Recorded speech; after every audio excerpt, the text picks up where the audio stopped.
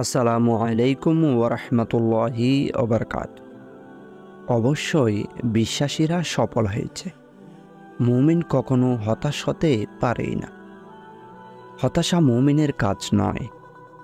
সবসময় আল্লাহর অনুগ্রহ, করুণা এবং দয়ার যে আলোকধারা মুমিনের উপর বর্ষিত হচ্ছে, তা থেকে মুমিন কিভাবে নিরাশ হবেন?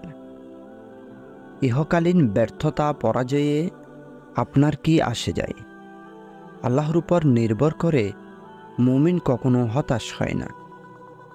দুনিয়ার অপূর্ণতা তাদের আঘাত দেয় না, বরং তারা প্রতীক্ষার প্রহর গুণে মহা সফলতার সেই সফলতা যার ওয়াদা দিয়েছেন স্বয়ং আল্লাহ তাআলা। আল্লাহ বলেন, বলে দাও হে আমার বান্দারা, যারা নিজের আত্মার উপর জুলুম করেছে, আল্লাহর রহমত থেকে নিরাশ হয়ে না। নিশ্চিতভাবেই আল্লাহ সব গুনাহ মাফ করে দেন। তিনি ক্ষমাশীল ও দয়ালু। দুনিয়া একটি পরীক্ষাগার। আল্লাহ বলেন, আমি অবশ্যই তোমাদের পরীক্ষা করব, ভয়, ক্ষুধা এবং তোমাদের জানমাল ও ফসলদারির ক্ষয়ক্ষতির মাধ্যমে। আর ধৈর্যশীলদের সুসংবাদ দিন। মুমিনদের জন্য পরীক্ষা আসবেই। পরীক্ষা দিয়েছেন নবী রাসূলরাও। আমরা যদি প্রিয় নবী সাল্লাল্লাহু আলাইহি ওয়াসাল্লামের পবিত্র জীবনের দিকে তাকাই, তাহলে দেখব তার তিনটি পুত্র সন্তান জন্মগ্রহণ করেছিলেন। সবাই শিশু অবস্থায় ইন্তেকাল করেন। তিনি তো হতাশ হননি। যেই মক্কাবাসী তাকে আল আমিন উপাধি দিয়েছিল, তারাই তো তাকে শিয়াবে আবু তালেবে বন্দি রেখেছিল তিনটি বছর। তাদের জুলুম নির্যাতন এতটাই তীব্র ছিল যে শেষ পর্যন্ত সহ্য করতে না পেরে আল্লাহর হুকুমে জন্মভূমি থেকে হিজরত করতে হয়েছিল তাকে। তারপর তো তিনি হতাশ হননি। আমরা যদি মুসলিম জাতির পিতা হজরত ইব্রাহিম আলাইহিস সালামের দিকে তাকাই, তাহলে দেখতে পাই তিনি আল্লাহর দরবারে দোয়া করলেন যে, হে আমার প্রভু, আমাকে 100 ছেলে সন্তান দান করুন। তখন আল্লাহ তাকে সুসংবাদ দিলেন। সুতরাং আমি তাকে এক সহনশীল পুত্রের সুসংবাদ দান করলাম, যার নাম ইসমাইল আলাইহিস সালাম। প্রাণাধিক প্রিয় পুত্র সন্তান যখন তার সঙ্গে চলাফেরার বয়সে উপনীত হলেন, তখন তাকে কোরবানি করার নির্দেশ করা হলো। তিনি হতাশ হননি, বরং তিনি রবের উপর ভরসা করে পুত্র ইসমাইলকে স্বপ্নের কথা বললেন। ইসমাইল আলাইহিস সালাম বলেন, আপনাকে যা আদেশ করা হয়েছে তা পালন করুন। হযরত জাকারিয়া আলাইহিস সালামের ঘটনা আমাদের সবারই জানা। তিনি মারিয়াম আলাইহিস সালামের দায়িত্বে ছিলেন। তিনি যখনই মারিয়ামের কক্ষে প্রবেশ করতেন, তখনই তার কাছে আনসিজনের বিরল খাদ্যদ্রব্য দেখতে পেতেন। তিনি জিজ্ঞেস করতেন, হে মারিয়াম, এইসব তুমি কোথায় পেলে? তিনি বলতেন, এইসব আল্লাহর কাছ থেকে। আল্লাহ যাকে ইচ্ছা অপরিমিত জীবনপূরণ দান করেন। তখন পর্যন্ত জাকারিয়া আলাইহিস সালামের কোনো সন্তান সন্ততি ছিল না। তিনি মনে মনে ভাবলেন আর বললেন যে আল্লাহ আনসিজনে ফল দিতে পারেন, সে আল্লাহ বৃদ্ধ বয়সে আমাকে এই সন্তানও দিতে পারবেন। তখন তিনি হতাশ না হয়ে দোয়া করলেন, হে আমার পালনকর্তা, তোমার কাছ থেকে আমাকে পুতপবিত্র সন্তান দান করো। নিশ্চয়ই তুমি প্রার্থনা শ্রবণকারী। আল্লাহর উপর ভরসা করে তার কাছে চাইলে তিনি কাউকে কখনো হতাশ করেন না। অতএব যারা প্রকৃত মুমিন বান্দা, তাদের উচিত দুনিয়াতে দুঃখ কষ্ট কখনো হতাশ হবে না। আল্লাহ তাআলা ক্ষমাশীল। তিনি ক্ষমা করাকে ভালোবাসেন। মানুষের কামনা আল্লাহ তাআলা তাদের জীবনে সব গুনাহ মাফ করে দেবেন।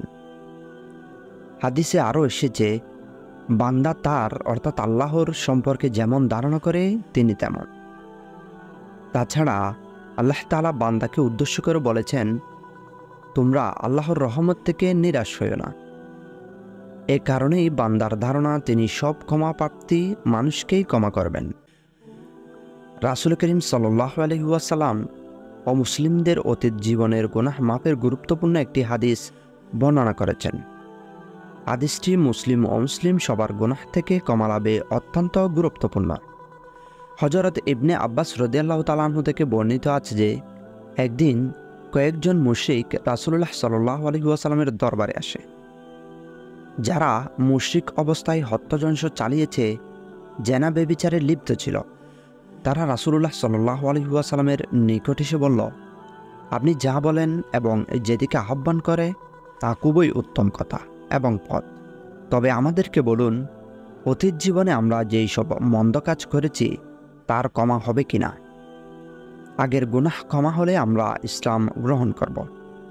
তখনই আয়াত অবতীর্ণ হয় এবং যারা আল্লাহর সাথে অন্য উপাস্যের ইবাদত করে না, আল্লাহ যার হত্যা অবৈধ করেছেন, সঙ্গত কারণ ব্যতীত তাকে হত্যা করে না এবং ব্যভিচার করে না, যারা এই কাজ করে তারা শাস্তির সম্মুখীন হবে। আরও অবতীর্ণ হয়, বলুন, হে আমার বান্দাগণ, যারা নিজেদের উপর জুলুম করেছে, তোমরা আল্লাহর রহমত থেকে নিরাশ হইও না।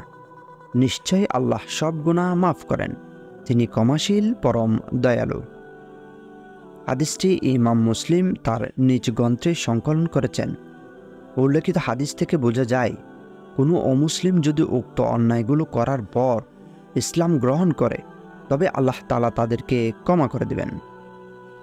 তাওয়াক্কুল বা আল্লাহর উপর নির্ভরশীলতা অত্যন্ত গুরুত্বপূর্ণ বিষয়।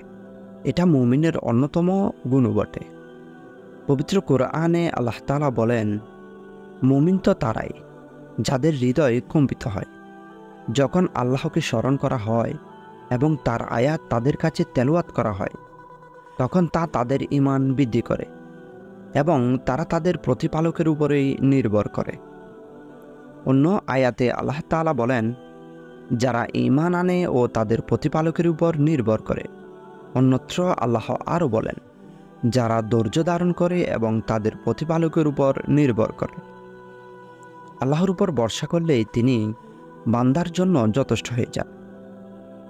বান্দার আর কিছুর প্রয়োজন হয় না। এ বিষয়ে বর্ণিত হয়েছে যে আল্লাহকে ভয় করে তিনি তার জন্য বেরোনোর পথ বের করে দেন এবং তাকে এমন স্থান থেকে জীবিকা দেন যা সে ভাবতেও পারে না। আর যে আল্লাহর উপর তাওয়াক্কুল করে তিনি তার জন্য যথেষ্ট হন। নিশ্চয়ই আল্লাহ তার কাজ চূড়ান্তকারী। অবশ্যই আল্লাহ প্রত্যেক কাজের জন্য একটা পরিমাপ ঠিক করে রেখেছেন, কারণ আল্লাহ তাআলা বলেছেন তার রহমত থেকে নিরাশ না হওয়ার জন্য। আর যারা মুসলমান কিন্তু ইসলামের বিধিবিধান পালন করা থেকে দূরে সরে গেছে, তাদের জন্য হাদিস আশারবাণী। তারা যত অন্যায় ও পাপ করুক না কেন, যদি তারা আল্লাহর নিকট তওবা করে এবং গুনাহ না করার প্রতিজ্ঞা করে, আল্লাহর কাছে ক্ষমা চায়, তবে এই হাদিস ঘোষণা অনুযায়ী আল্লাহ তাদের অতীত জীবনের সব গুনাহ ক্ষমা করে দেবেন। সুতরাং আল্লাহ তাআলা মুসলিম উম্মাহকে জীবনের সব গুনাহ থেকে মুক্তি পেতে তওবা করার তৌফিক দান করুক। আল্লাহর রহমত লাভের তৌফিক দান করুক। আমিন।